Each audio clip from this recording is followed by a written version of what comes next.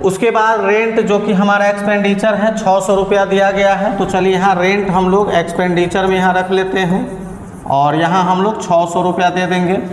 उसके बाद आप देखेंगे तो प्रिंटिंग एंड स्टेशनरी है, ये भी हमारा एक्सपेंडिचर है। तो प्रिंटिंग एंड स्टेशनरी,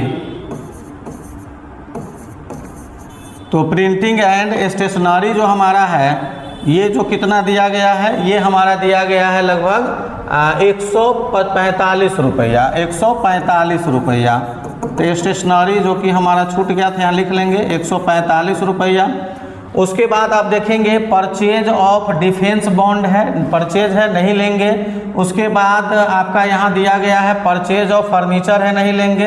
कैश का क्लोजिंग बैलेंस है नहीं लेंगे, यानी पोस्टेज एंड टेलीग्राम एक ले सकते हैं। तो ये हमारा एक्सपेंडिचर है, लिखेंगे यहाँ postage and telegrams, postage and telegrams जो कि हमारा कितना दिया हुआ है 25 रुपया दिया हुआ है।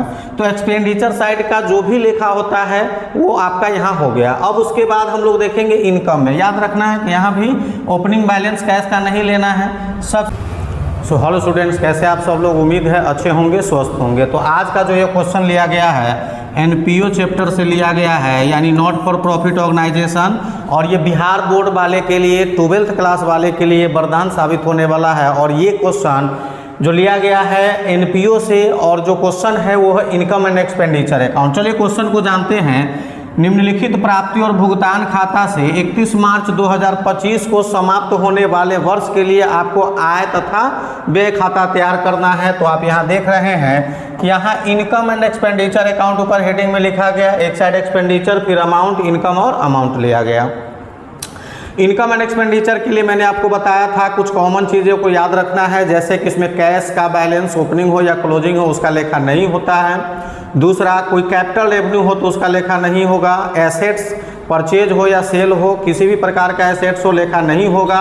उस पर अगर कोई डेप्रिसिएशन है, हानि है, अगर कोई लाभ है तो उसका लेखा हम लोग करेंगे।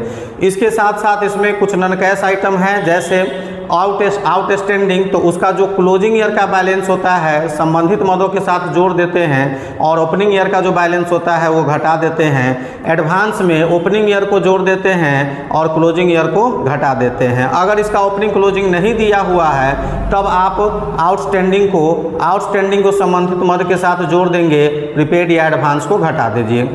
चलिए तो आगे हम स्टार्ट करते हैं आज का जो हमारा क्वेश्चन है।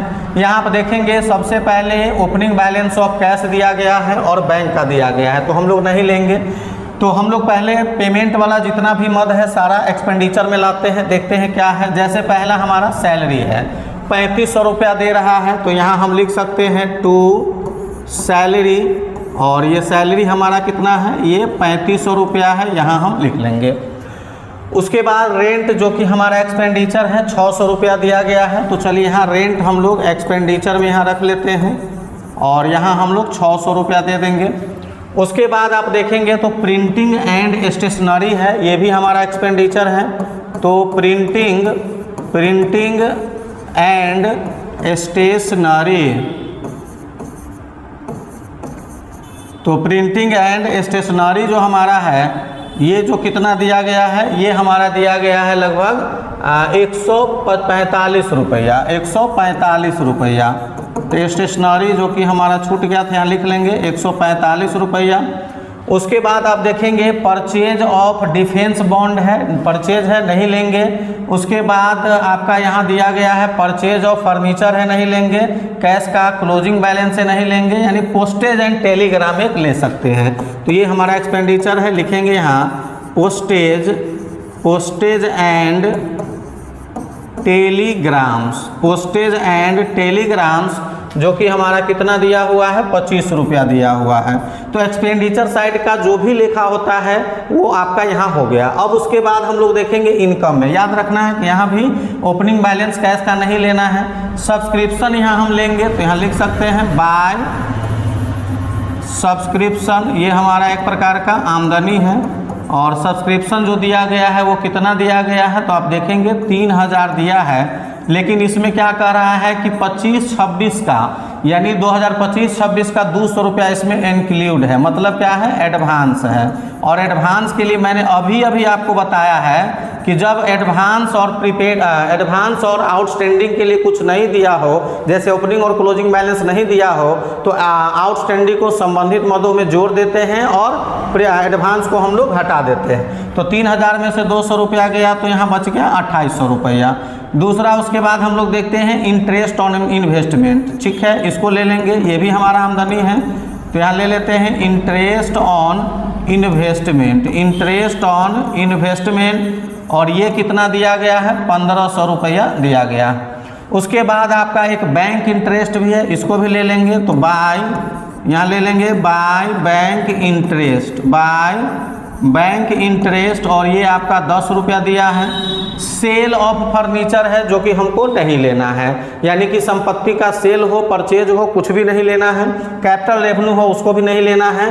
तो अब हम दोनों साइड का टोटल देखेंगे। अगर डेबिट में हमारा टोटल आता है तो हम लोग डेबिट में हमारा अंतर अगर आता है तो उसको सरप्लस लिखेंगे, और क्रेडिट में अंतर आता है तो हम लोग डेफिसिट लिखते हैं।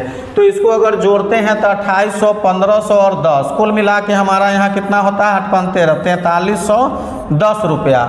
लेकिन इधर अगर आप देखते हैं तो 35 6 41 और एक 42, और यहाँ आपका जो है डिफरेंस आ रहा है 40 रुपया का DR साइड में। तो DR में जब होगा तो क्या होगा, हमारा सरप्लस हम लोग लिखेंगे, और कितना है सरप्लस, 40 रुपया आ रहा है। तो कुल मिला के हमारा 4310 ये भी हो जाएगा। तो वीडियो कैसा लगा, वीडियो अच्छा लगा हो तो वीडियो को लाइक करें, चैनल को सब्सक्राइब करके बेल आइकन को जरूर दबा लें, ताकि जो हमारा अभी सीरीज चल रहा है और 12th वाले के लिए भी अकाउंट का सारे चैप्टर का एक एक करके हम सॉल्यूशन लेकर आएंगे। तो अगर आपने चैनल को सब्सक्राइब नहीं किया है तो सबसे पहले जाकर सब्सक्राइब करें, ताकि डेली आपको वीडियो मिलता रहे। और इस क्वेश्चन अगर अच्छा लगा हो, ट्रिक अगर अच्छा लगा हो तो ज़रूर लाइक करेंगे, और बेहतर देने का प्रयास धीरे धीरे हम करेंगे। तो जितना ज़्यादा आप लोग सपोर्ट करेंगे उतना ज़्यादा हमारा आगे का ये कार्यक्रम चलता रहेगा, और आगे हम फ्री ऑफ कॉस्ट पूरा का पूरा अकाउंट का हम वीडियो यहाँ अपलोड करेंगे। आज के लिए इतना ही, धन्यवाद।